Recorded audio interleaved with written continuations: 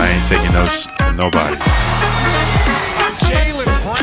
Your superstars have off games. Follow us on social media at Celtics Talk Weekly. Woo! It's been a minute. Welcome back in, guys. How's it going? Hope everyone's having a great day. You have joined in on another episode of the Celtics Talk Weekly. I am your host, Robbie Tay, and I am with my two co-hosts, Justin Lowe and Ian Angelo. And we are super excited to be bringing you guys the third episode of the fourth season of this podcast. A couple house cleaning things. Like I said, welcome back. It's been a minute. We took the off season to kind of regroup, recover. A year of covering a deep playoff run was a lot. Feels good to be back. We're excited. Before we get started, go follow us on all of our social medias at Celtics Talk Weekly. TikTok, we're starting up. Instagram, YouTube, right here, Spotify, whatever you guys are doing, go make sure to go follow us there. Guys, we got 18 more days until Celtics basketball is back. Also, I just want to say something, a little public service announcement. Jaylen Brown is here to stay. I know we didn't really cover that too much, but, just JB is here for a while. Guys, let's jump right into it, right? Yeah. We got so much to go over, so much to talk about. The new season's coming up. Justin, this is our third season now covering the C's. It feels like it's flown by. Daniele Gallinari, obviously, we discussed the Gallo signing. Torn ACL. Same knee that he tore, I want to say in 2012, when he was with the Knicks, I believe. Nuggets. Tears his ACL. Most likely out for the season ending. Celtics then rumored to sign Melo. Melo is a no-go. Now we're thinking maybe Sam Hauser. Celtics just signed Jake Layman, who was with the T-Wolves and Blazers, to a training camp deal. I don't think that contract or that signing is gonna really result into anything. I think they're just trying to add some bodies and maybe some shooting. So what do you guys think on the current Gallinari situation? Are we comfortable with Hauser? Do we slide maybe Horford down to the bench? What does the rotation look like now with Hauser? With Gallinari out of the lineup for the foreseeable future? I certainly don't think you would slide Horford to the bench, but at the same time, that does take, obviously you mentioned, that takes Gallinari out of the rotation until I'd say right around March, April, right around playoff time. And Al Horford is going to be 37, 38 years old by that time. And, we're going to definitely need Sam Hauser to step up. And I'm very confident in Sam Hauser. So much so that all of a sudden he jumps into a starting lineup role. No, not necessarily. But at the same time, to solidify himself as the 8th, maybe 9th man in the rotation, for sure. Because we know the Celtics have a lot deeper team this upcoming season. So, we might see Udoka kind of go into that 8th and 9th man. He stayed with the 6th and 7th man last year. He might extend his bench down to that 8th and 9th man. So we might see Hauser just even if he stays down at that 8th or 9th. But last year in the G League, I have a few of his stats. I understand G League isn't the NBA, but Sam Hauser had a great rookie year. In the 10 games he played, he started in 8 of them, 33 minutes a game on 17 points. He shot 92% from the free throw line, 43% from long range, and 49% from field goal. Look, Brad Stevens and the Celtics organization, guys, clearly believes in Sam Hauser, and this was before we even acquired Danilo Gallinari, because remember, he was on a 2-way contract last year, undrafted, brought him in for Summer League, stuck, signed him on a 2-way contract. Then towards the trade deadline in January, said, you know what, why don't you come up here? We'll take it into the playoffs. He played in the playoffs, and now all of a sudden, Celtics July 9th re-signed him to a 3-year deal, Rob. Your guy, Sam Hauser. So clearly there is belief in this Sam Hauser kid, and I believe in him as well. And, hey, he could work himself into the rotation and really, really pick it up. He has a really great chance now that Gallinari, not the guy, you don't want to see Gallinari go out and, you don't prey upon that. But at the same time, opportunities like this happen, and he's got to make the most of it. Yeah, I mean, it's gonna be interesting. Obviously, you don't wish injuries on anybody. It obviously hurts the depth that we were going to have in the forward position. We do have guards on the roster, but we don't have as many big guys, whether it be forwards or whether it be centers. So it sucks on that end that Gallinari, but at the same time, this now opens up an opportunity for the younger guys that we have on the roster to into a bigger role. You talked about Sir Justin, but we can also talk about Grant Williams. Maybe Grant Williams gets an even bigger role than he did. And he honestly could excel in that type of role. And we could have something pretty special. We also have guys like Evangeli who played really good in the summer. I think I'm personally really high on. I think he's going to be a really good player in the NBA. So this is up, possible the guys that might not have had the chance before the Gallinari. And I mean, I didn't want to say this, but at the same time, even in the playoffs, we weren't really gonna know how we were gonna play Gallinari in the first place. So I'm not saying it's not a bad thing, but I'm just glad Celtics having depth around it to kind of afford injury like this.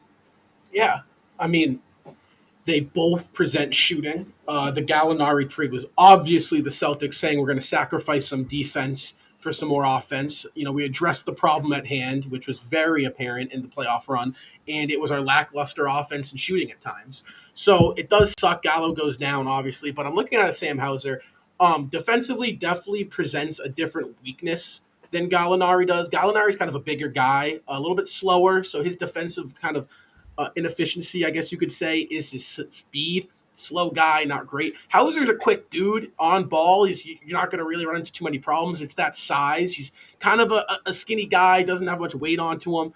Can't really fulfill that 4 spot. He's more of a 3 or a 2.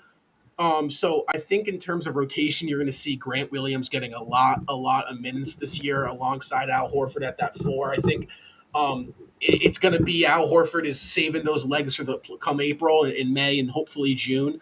So I think you're going to see a lot of Grant Williams. Sam Hauser, though, I'm very excited. We got a lot of guard depth, so I think you are going to see him kind of backing up Tatum at the 3 at times. We don't have a lot of forward depth. I'm excited, though, to see what Hauser. You guys know I've been on Sam Hauser for a long time now. I think the guy is a sharpshooter. I think he can be a polished Duncan Robinson. Hopefully we don't give him that kind of money. We didn't. But, I'm excited. It really does suck that Gallo's got to go down so early on into the season. But in terms of rotation, I still think we rock with the Smart, Brown, Tatum, Horford, Robert Williams starting 5. And then off the bench, I think you have Brogdon. I think you have Brogdon backing up Smart the 1, White backing up Brown. I mean, I want to say Hauser. I mean, we don't really have a lot of 3, the forward depth. Hauser and Grant at the 3 and 4, and then you have Von Lay coming off at the 5 or Cornette, who Brad Stevens is very high on. So I think you definitely got – I don't know if we're done completely with the roster. I think our roster is 9-man deep, which is great. It's 2-man deeper than it was last year. You don't really know what Pritchard's going to do. You got J.D. Davidson, who's going to be probably spending time in both Maine and in Boston throughout the season. So I definitely think the big question mark on this season, though, is Peyton Pritchard. And Peyton Pritchard's a guy I want to talk about real quick because we don't really know what we're getting getting with him. We don't know what his role is going to be now that Malcolm Brogdon is in town. And honestly, even Derek White, you kind of saw some lackluster minutes between White and Pritchard in the playoff run. Guys, what is Peyton Pritchard's role next season? What are we going to – is he a trade asset at this point? Are we going to look to use him? What's Peyton Pritchard going to be doing in the 2022-23 NBA season? Well, it's really interesting because, we were talking off camera and Seamus brought up as well, we drafted JD. JD is a similar player as far as position wise, height wise. They both can play some good offense. But again, I don't know what it is about Boston and these short guards. I think that opens the door for a deal with Peyton Pritchard. I think he is a movable piece. I think maybe not as movable as Aaron Nesmith was, but on the same lines, yes. Especially, I think he might be more movable than Aaron Nesmith. No, he's no. That's what I'm saying. But I'm just saying, like, if Nesmith is movable, Pritchard's definitely movable. That's what I'm saying. Like, and then also, like, first of all, like, for the people who are like, "Oh, we traded this first round pick." Look, when you're contending for a championship and trade those picks. those picks mean nothing. They're virtually nothing, right? Like virtually like 25 to 30, like late first round, early second. Like, you know what I mean? Like those picks aren't that valuable. So Yeah. you deal with you deal them away, and you know, him in a first round pick, Pritchard in a first round pick, I'm sure you can get something somewhat valuable out of that. But that JD draft, I don't hate it. I like JD, but at the same time, I think drafting JD certainly kind of raises an eyebrow and says, okay, well, what's next? Yeah, I mean, and we didn't see a whole we saw some improvement out of Pritchard last season, but I don't think it's at the level that at least the Celtics see yet. Obviously, they wouldn't have traded for Brogdon, and wouldn't have drafted JD Davison at that point. But honestly, I think Pritchard, he's gonna have to fight for minutes. It's kind of one of those things where I just got so used to him in his rookie season where he was able to play all because everyone was either injured or out with COVID, so he got time to play. Yeah. And it's interesting to see his role moving forward. I think it might just have to be, spark plug off the bench. It's like the seventh man. He's the 10th or something like that because we do have a lot of depth at the guard position. Said earlier, I mean, it's hard to get minutes when you have White, Brogdon, are all on the roster in front of you. So, I mean, I think we're just see more out of Pritchard. I mean, it's kind of hard to see what I'll get out of him, but if he should legit improvement to be taking a next step in his career, then the Celtics might just have to find some minutes for him. If not, trade him for future assets or someone that can help the team in the. I think Peyton Pritchard doesn't have a spot on this team, plain and simple. I look at the roster and I see a team that's winning, that's in the mindset of win right now. Right, not right now necessarily as to you get a 5-year window is what you have right now, right? A 5 to 8 year window is kind of our time frame. Peyton Pritchard, yes, he fits into that window, but is he going to be able to contribute at a championship level of basketball? I don't think so. Not with our current roster, not how it's constructed. I think I look at this team and there's two outliers to me. It's our big man depth. Robert Williams is going to have a lot of minutes on those knees, and I don't love that.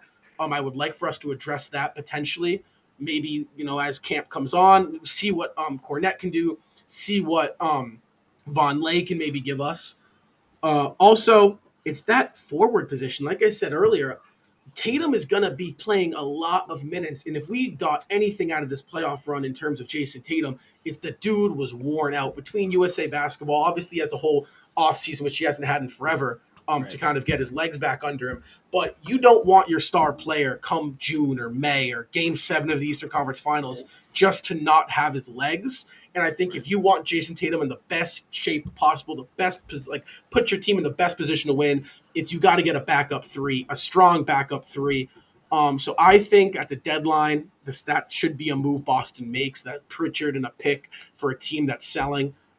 Pritchard, I love him. He gave us some great moments, some great memories in this last playoff run, but I just don't see a spot for him on our team.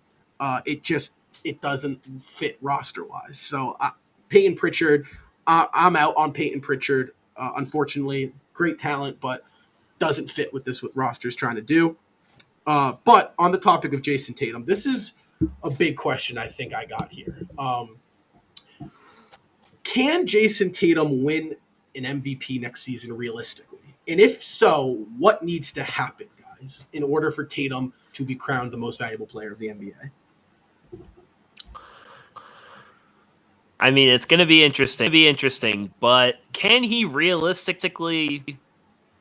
He might have a lower chance than other guys right now. At least if you're talking about the players in the NBA right now, you do have Joel Embiid, who won one last year. Who but I think Jokic still deserved it.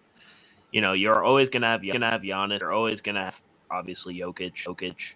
you're Steph Curry, you're gonna have KD. There's a lot of guys who are always going to be competing for that. I think if Jason Tatum wins an MVP next season, I think talent in the world too.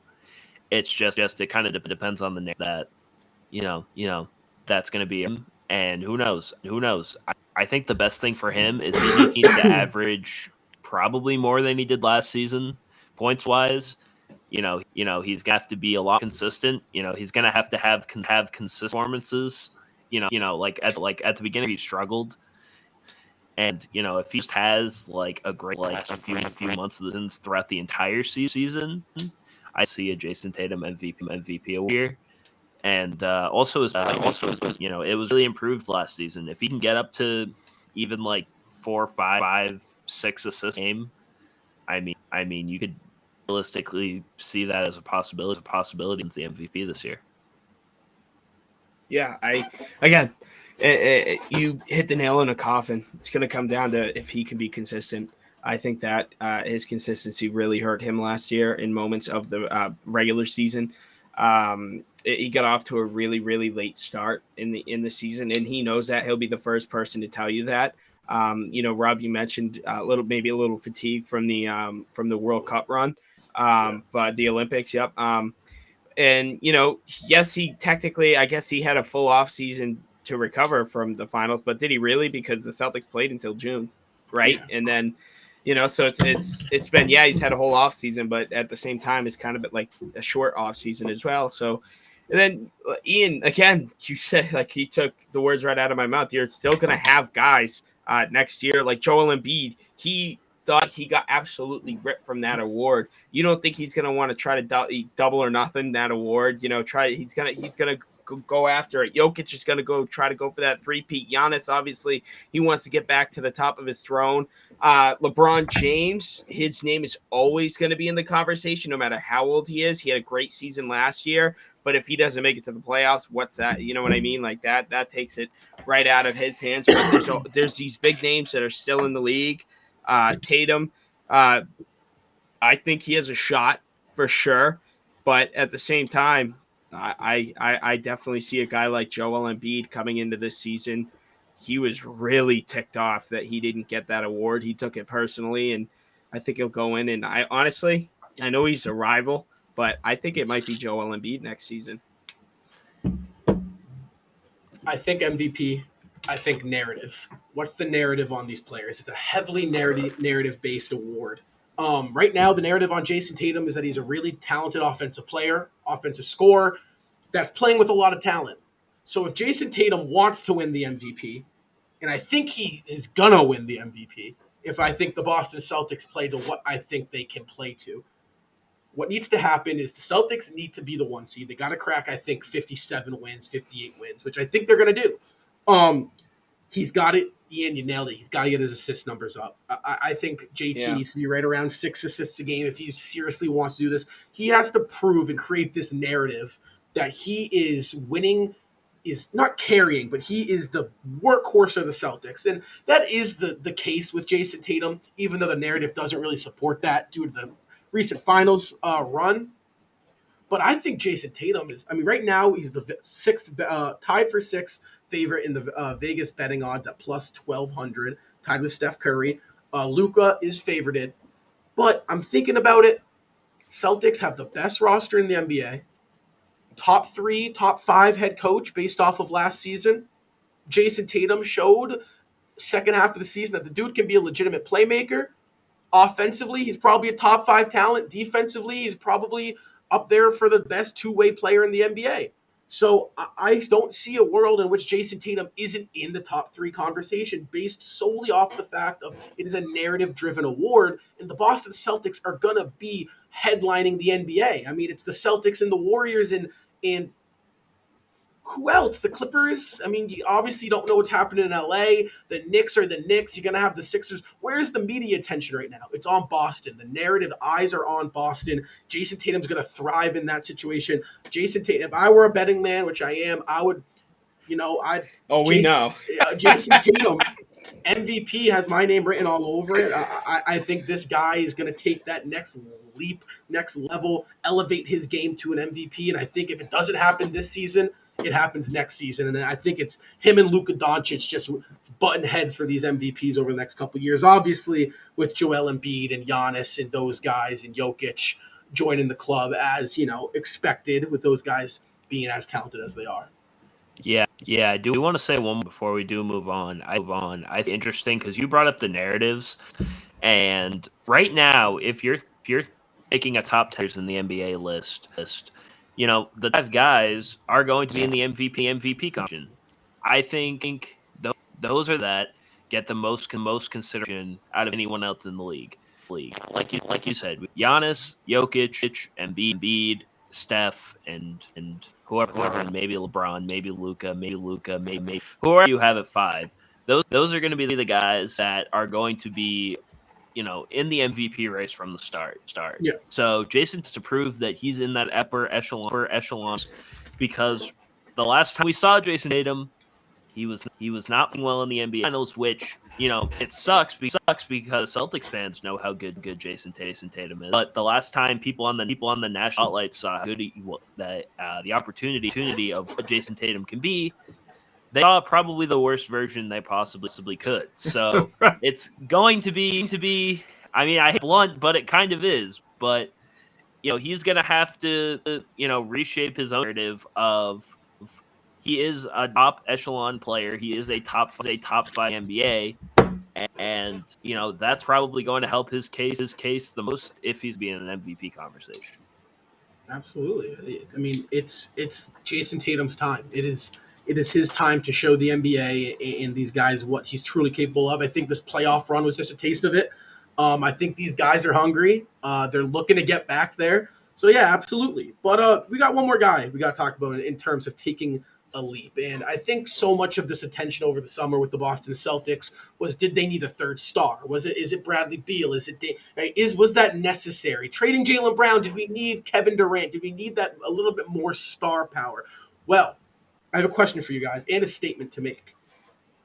Can Robert Williams make the jump to All-Star? I'm going to start us off.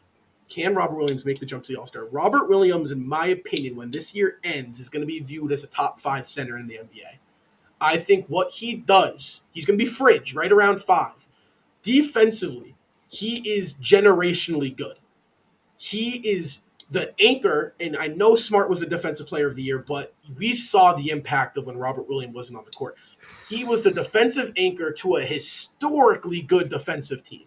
Obviously, Steph Curry had other plans in terms of that, respect where respect is due. Still hurts me to say that, but Robert Williams, what he can do defensively. If this guy can get a little bit better of a polished offensive game, I don't think there's any question that this guy is right up there at an all-star level, especially if the Celtics are cruising through the league, which I don't know about cruising, but if it comes all-star break, we're the 1 seed, we're 5 games over, like the 2 seed, we're kind of having a Phoenix Suns type year. They always give that third all-star appearance to teams that are kind of rolling on to the 1 seed to right around a 60-win season. Robert Williams, I think, can do that this year. What do you guys think? Well, if Jared Allen could do it, I think Robert Williams can do it, right? Jared Allen and Robert Williams are similar guys. They're one, always hurt, 2. But in all seriousness, really though, if Allen can do it, I think Robert Williams can do it. Top 5 center in the league at the end of the year, right now. End of the year. I think once the finals are over and you look at the top 5 centers, Robert Williams' name's going to be in there. I know we're going to get to the standings in a little bit, but my answer to Robert Williams is the same thing as my standings. Well, if Robert Williams can stay healthy, yes, I do think he could become a top 5 center in the league. I think he could be an all-star for sure. I think he is probably one half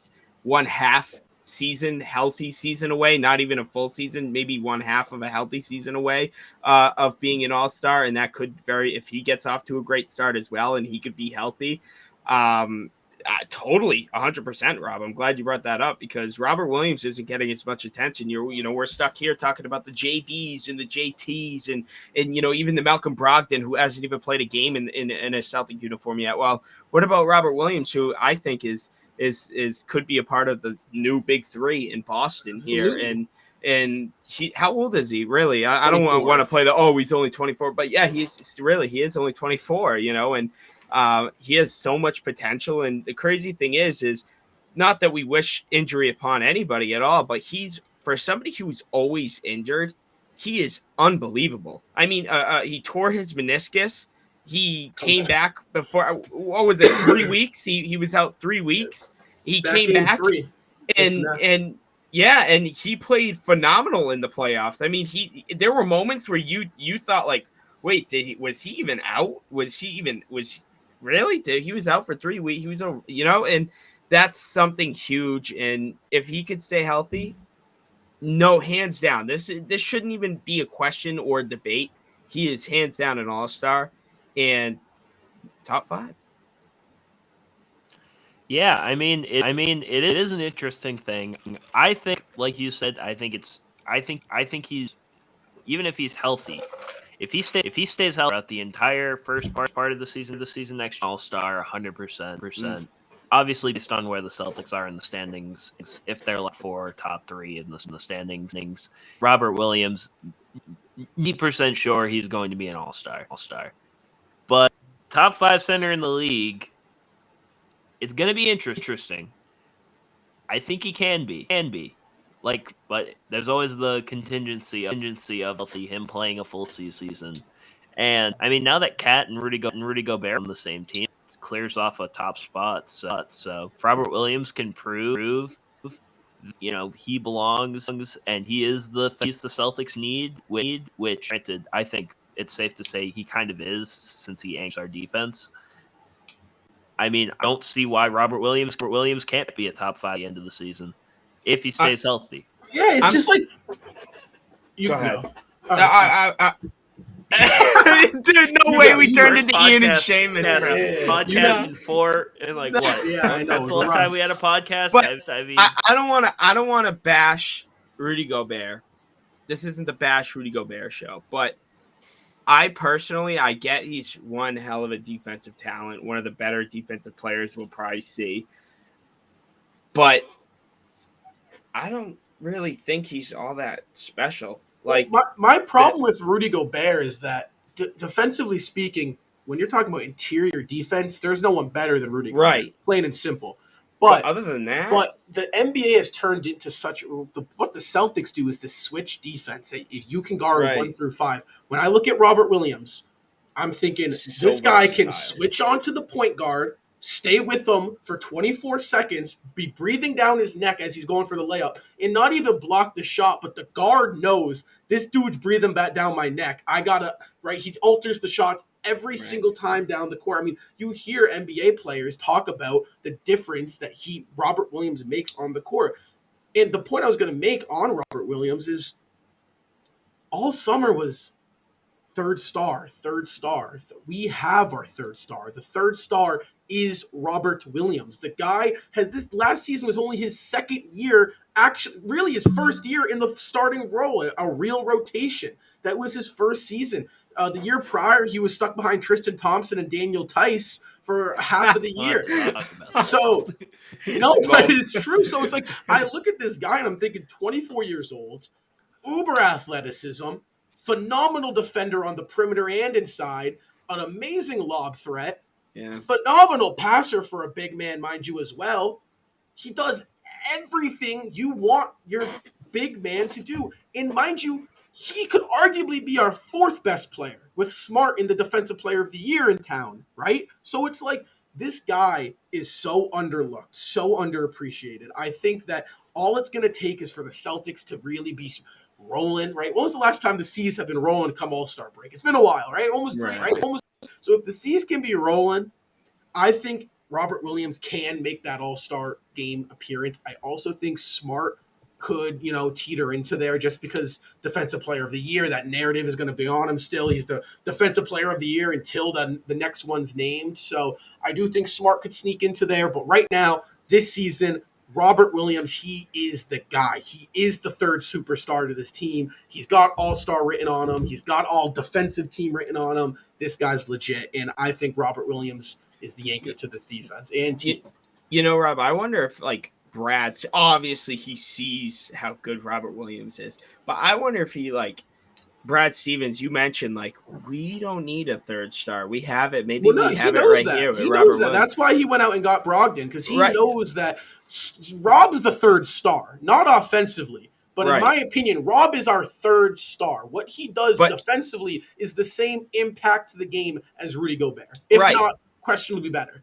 But this is where I'm going to make a comparison here where last year, probably right around this time of year, there were talks about Bradley Beal coming to Boston, and it was really shaping up, and even Damian Lillard at the time. Yeah. And we were like, oh, does Boston, do they really need that second star? But we're like, wait a second. We have our second star right here with Jaylen Brown. Yeah, exactly. And then a few months, then Jaylen Brown proves it. And quite honestly, he was our Finals MVP in my opinion. I thought Jaylen Brown came up huge in the Finals. Unfortunately, he fell up short. He didn't have the best series. Killed us in the Eastern Conference Finals, though. But in the NBA Finals, though, I thought he did pretty well. It was pretty consistent. But he had didn't he have a 50-point game, Ian? You were at that game, weren't you? That Orlando game? Magic, Right. The Orlando game, but boom. And then we said, we have our second guy right here. He's right in front of our eyes. Yeah. And we're saying that now with Robert Williams, and I can only imagine what's ahead for Robert Williams. Absolutely. Can you imagine Williams getting at least a mid-range shot? Ooh, that's what I was thinking. He doesn't even need a three. Yeah, Imagine if he's just on the block. The center's preparing for him to be able to get the ball, and he just pulls up range. Yeah. And we saw that a little bit last year. Just a I know he polished shot it a little version. bit, but If imagine he can get a polished actually version got of some offensive Al ability. Horford lab. Yeah, some post hook, some jab rip through in the post, some midi whatever. You add a little bit of something, right? A little bit of Hakeem to him. Get Hakeem or Kevin McHale and show that man some footwork. You give him some footwork, you give him some post moves. Oh my gosh, he could be a serious problem, guys. But we're back into this our way too, not even way too early. This is our official NBA Eastern Conference standing predictions. Now I don't want to brag, but last year I nailed the Celtics record to a T, 51-31. So quick round of applause for this guy right here. But and he was shitting bricks come All-Star break when the Celtics were 11th in that.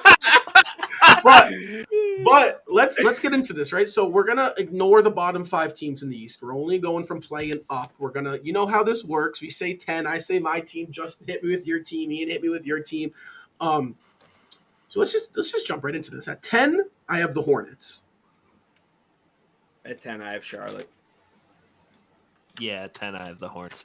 I was actually going back and forth between Hornets and the Knicks. I chose the Hornets. I'd have the Knicks on there for a minute, but I don't know how much I believe in Jalen Brunson with the Knicks. But at 9, I got the Pistons. Ooh. I have Toronto at 9, but I do want to say I like the Pistons a lot. I forgot Toronto on my list. I like the Pistons. Oh no, a lot. I like the Pistons a lot, and I have them. I have the Pistons. I know we're not doing bottom 5 teams, but I have the Pistons at 12, and I would not be surprised. All right, if they scratch snuck that. in 10. Raptors. No, I'm with that. I'm sorry, I forgot them. But you have to give the Raptors. Pistons credit, though. Pistons, they yeah. could have a surprising year. They could. I'm going to say my 10 is Pistons / Hornets. One of them it's going to be like a game separating them. 9 Raptors. That's my fault. Jeez, the East is stacked. All right, Ian, hit us with your 9. Sorry. Might be a hot take. The Chicago Bulls. I don't hate that. I don't hate that. I hate it. don't know how healthy Lonzo Ball is, and the Chicago Bulls were a top 4 team in the league this year when he was healthy. Once he went down, same team. Granted, DeMar DeRozan was amazing. I don't think that's gonna work in this year. At 8, I got Chicago. At 8, I have the Atlanta Hawks. At 8, I also have the Atlanta Hawks. All right. At 7, I got Atlanta, and I think the only thing separating Bulls and Hawks, health. I think the Hawks are going to be a little bit more healthy than Chicago. I agree with you there, Ian. And for 7th, I have the Chicago Bulls. Okay. And I do want to mention, when the Chicago Bulls are a healthy team, they were one of the top teams in the Eastern Conference last year. But they could never get healthy. Can they could never get consistent. Chicago repeat what he did Yeah, last year? Chicago was playing their best when DeMar was putting up some crazy numbers. And if they're healthy, if Chicago's healthy, they can be a top 5 team in the East. Right. The question is can they be healthy? And if they're not healthy, can DeMar be that guy again? Right. Or is it Zach LaVine this year? Like, they've never been able to get healthy. I know it's not as easy as a snap of a finger, but I think Chicago, Atlanta, and Toronto could easily be interchangeable between 7 and 9. Like, crazy interchangeable. Chicago could. All right, let's see what Ian has to say, because six it gets interesting. Well, at number 7, I have the Toronto Raptors. Okay, I like that. Toronto's a young, gritty team, dude. I like what I see in Toronto, because Scotty Barnes is going to have their year. He's going to be good. You know, the rest of their team, super young, but they're also really good. And they're just super well coached. They're just like Nick Nurse's. Nick Nurse is a good coach, you know. Even if he knows the crap out of that. So 6, I have Miami, because I understand they were the 1 seed, and I understand they were literally one game from the finals, one shot from the finals. Breaks my heart to say that. One shot from the finals. However, I look at literally teams 1 through 9 on this list, all improved some way, right? Minus Chicago, all improved. Hawks got DeJounte. Brooklyn's going to get Ben Simmons back. Philly added PJ Tucker. Cleveland added, Donovan. Everyone added. They brought in. What did Miami do? Miami. They lost. Have they signed back Tyler Hero yet? Has he gotten his extension? Has he gotten to 4? Like I don't even know what's happening. Yeah, they're waiting. Like we thought Donovan was going to happen, and then no. They did get somebody. Didn't they get Haslam back? Yeah, they got Haslam. Yeah, so it's like I look at the East, Miami. They didn't improve. I think they're going to be a competitive 6 seed. Obviously, they still got Jimmy Butler, and Jimmy Butler's that dude. But I got Miami coming in at 6. That's so annoying that you just did that, because I also have Miami at 6. And look, Kyle Lowry is my least favorite NBA player, and I'm not saying this out of any hatred, but Kyle Lowry is not healthy, and he's also another year older. And that's a big problem. And I don't wish injury upon him at all. I wish he went back to Toronto and he had a friggin' baller season and then retired. But that's not going to happen. Udonis Haslam doesn't play, but he just signed another contract. He's taking up another spot on the bench. I think PJ Tucker is one of the bigger. I think it's such an underrated loss. I don't think enough people are talking about how big of a loss. That was a big loss for Milwaukee when he left Milwaukee. Luckily, they got Bobby Portis, but I think Miami is at 6. I think Tucker is a way underrated loss. I don't think enough people are looking into that, and I don't believe in Kyle Lowry. You guys are me question if I want to keep my 6 the way it's. I think I'm going to right now. And I thought you guys had the hottest take, but I'm going to say the Brooklyn Nets are at 6. Ooh. Okay. See, my thing with Brooklyn is good and they did get better. They got Royce O'Neal, KD's back, Kyrie's back, back, TJ Warren's there. Even Steve Nash is a head coach. He got absolutely coached out of the gym, Udoka, and honestly, KD just wanted him. KG was the one that brought him, and then in the off season he said it. So, believe that much in the Nets. Granted, they could be a top 4 team. I'm a 6 right now because there is a lot of talent in the. If Brooklyn's my 5, but the reason why they're 5 is because you have to take into account there's going to be about 15 games Kyrie Irving doesn't play, right? So that's your problem, right? You don't know with Ben Simmons what his health is, right? So you got to stay right around 15 games. You don't have Ben Simmons. Durant, he's usually spotty. He's an older guy. He's not going to play all 82, right around. Probably sit around 65 games played, 70 games played. Okay, so talent-wise, they're top 3 in the East, plain and simple. If they're all on the court and they can mesh and play together, they are the three-headed goat. right? And they're one of them, plain and simple. But I don't know if if this team's head's fully on straight. I don't know what Kyrie Irving's thinking. I don't know if Kevin Durant really even wants to be there. I don't know if Ben Simmons is playing yet. Right? Obviously, they got this depth. They got Joe Harris coming back. TJ Warren was a great signing. I love what they did there. I do think their big men are kind of weak, although I like what I see out of Claxton. I think he's a very serviceable big. I got Brooklyn at 5. I think talent-wise, they're much better, but you just got to take into account that some of these guys just sometimes don't show up to work, and that's going to affect you in the standings in this competitive of an East. Well, you said it all, so I have Brooklyn at 5. Look, I don't know how much I can invest in the Brooklyn Nets because on paper, undoubtedly on paper, they are one of the best, most talented teams in the entire NBA, not even just the Eastern Conference. When you see a team with the name Ben Simmons, Kyrie Irving, Kevin Durant, even throw in some role player guys like TJ Warren, Seth Curry, Joe Harris, a healthy Joe Harris, and a healthy Seth Curry shooting the 3 ball, that's unbelievable. That is unbelievable on paper. But these guys aren't buying into the system. Katie and Kyrie wanted out, wanted back in, now want back out again, and now all of a sudden they're okay and they're gonna try to fix this. Ben Simmons got traded at the deadline, had plenty of time to recover, said he was coming back game 4. Game 4 came around, they were down 0-3 to the Celtics, and he didn't show up. That's unbelievable. Steve Nash. Love him as a player, one of the greatest point guards to ever touch the basketball hardwood. But as a coach, awful, horrendous. I couldn't do better, I'll tell you that. But as a coach, compared to a rookie head coach, Ime Udoka, he got swept. He got swept. And I can't buy into that. And I'm going to go on and I'm going to agree with Stephen A. Smith. I really do. But I'm going to go on and agree with Stephen A. Smith when he says, I don't think Kyrie Irving should be trusted on a long-term contract deal, on a 4 to 5 year deal. Absolutely not. I don't know if I could even trust Kevin Durant, and I definitely couldn't trust Ben Simmons. They have a lot to figure out. They have a lot to figure out in Brooklyn, and this isn't me saying this because I dislike Brooklyn and they're one of our division rivals. No, this is just plain common sense. They have, excuse my language, they got shit to figure out. They got a lot of stuff to figure out, and time's running out for them. And their fans, if they have any, they know it.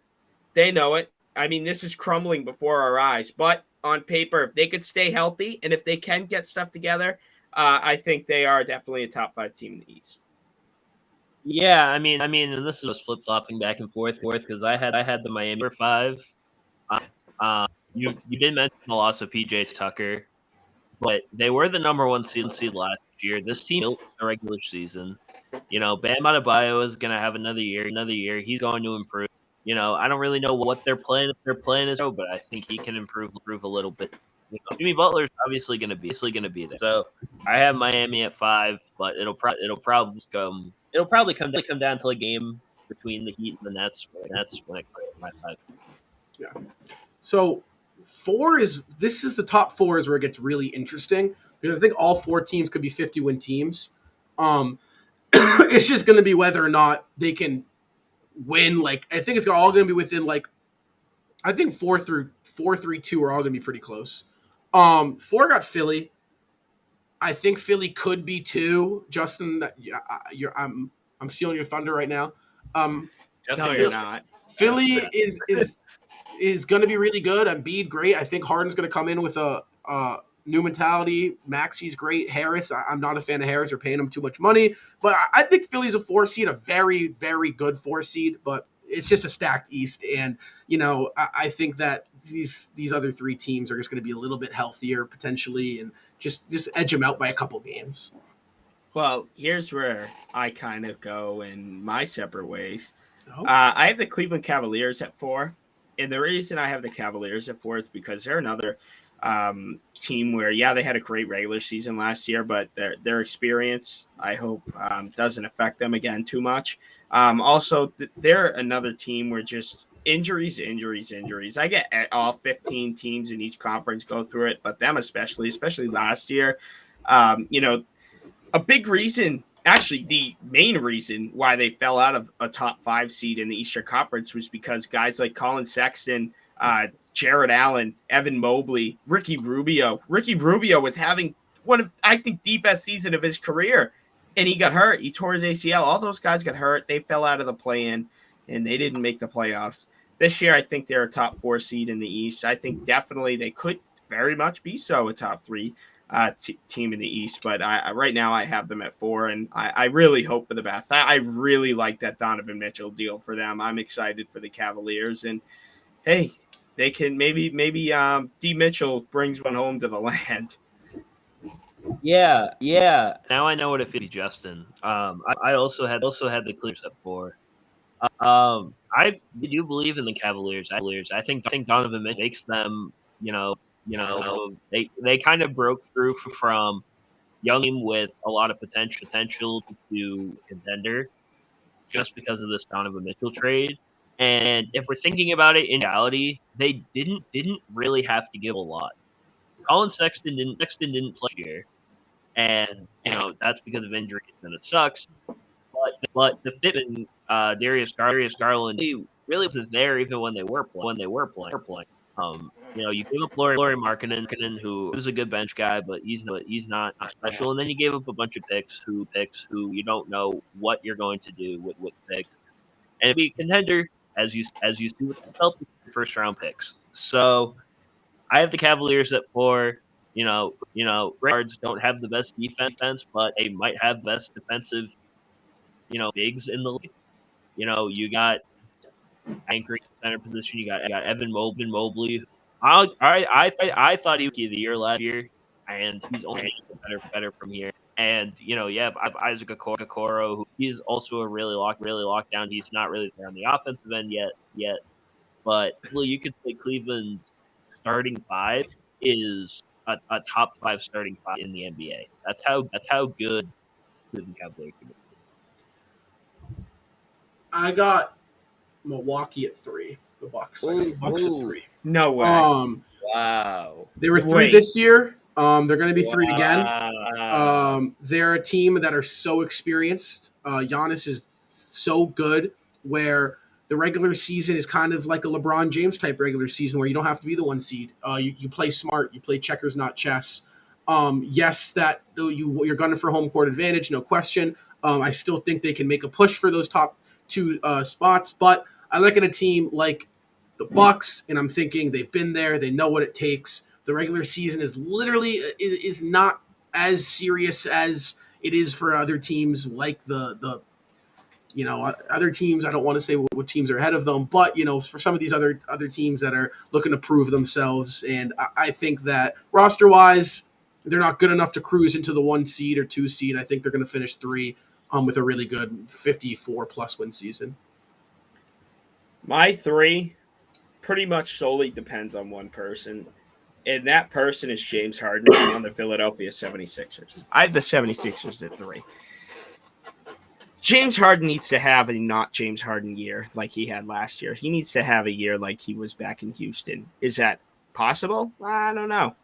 It's been a few years since we were able to see James Harden play like that. But if he can't get back to the James Harden that we know, and Joel Embiid, I mentioned it. He's honestly my early pick for MVP. Then you add a guy like Harris, who still pretty good. Is he worth the money he's getting? Absolutely not, but he's still pretty good.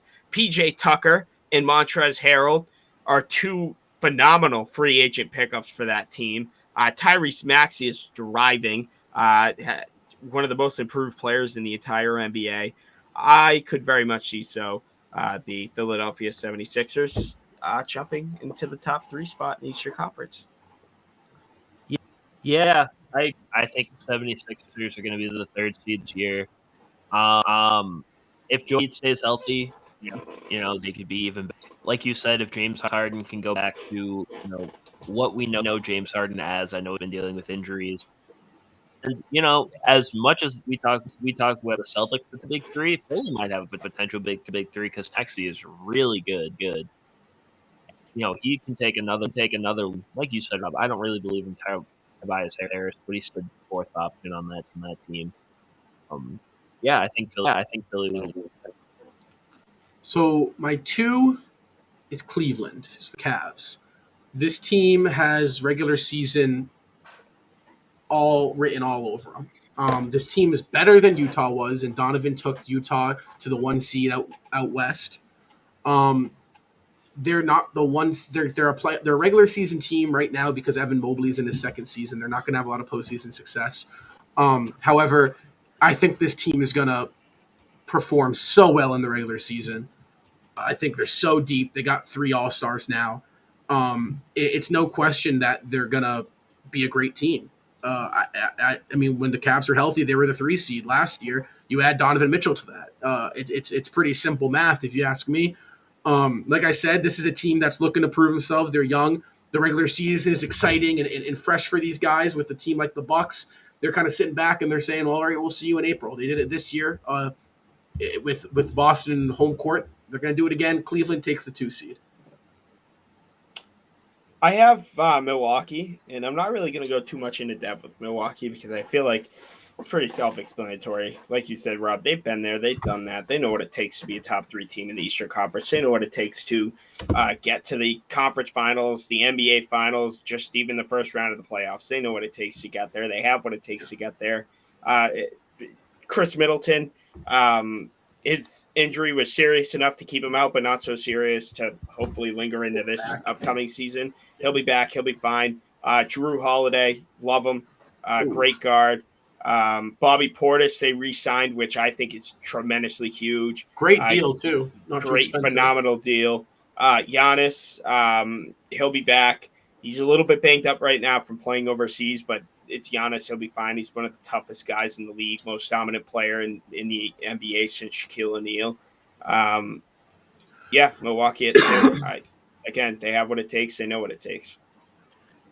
Yeah, there's really nothing else we can say. Number 2, I have Milwaukee. What else do you say? It's Giannis, it's Middleton, it's Holiday, it's Portis, it's everyone that's makes their team great. And they have a situation where even if they have a guy that goes down, they're just gonna somehow find a guy off and come in and just as good as the guy that they're replacing. I don't know if it's maybe a season after. I think about Chris Middleton a little bit. He had a bit of injury concerns as of recently. He did miss the playoffs last year, but as time goes on, as older as the score is going to go, how much better they're going to be. So I think the Bucks are going to be the 2 seed, which pretty much gives away what all number 1 seed. Yeah, so we all got Boston. Boston, I mean, I think we're we're head over heels better than every other team in the East. I think just our depth, our star power, our defense. If we play this brand of basketball we're playing in the second half of the year, we're a 66 win pace team. So it's like, it's not a homer pick. It's simply facts. You take a team that was 2 games away from winning the NBA Finals and you add Malcolm Brogdon to them, they're going to be really freaking good. So that's, Jason Tatum. Come on, we've talked about the Seasall podcast. Celtics are 1. What they can do on both sides of the ball this season is special. Great coach, star power, defense, offense, bench depth. They got it all. I sit here and I shake my head because, this is a Celtics podcast. We cover the Celtics. We're Celtics fans. But that has nothing to do with why, at least I have Boston at 1. And I think that goes the same for you too. I think it's clear cut. And this isn't me bragging or me thinking the Celtics are above everybody.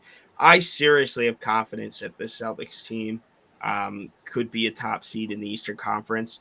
The Celtics were the 11th seed last January, and they were a couple big games out from first seed come April. They were the 1 seed with 5-6 games left. Seed. Yeah. Right.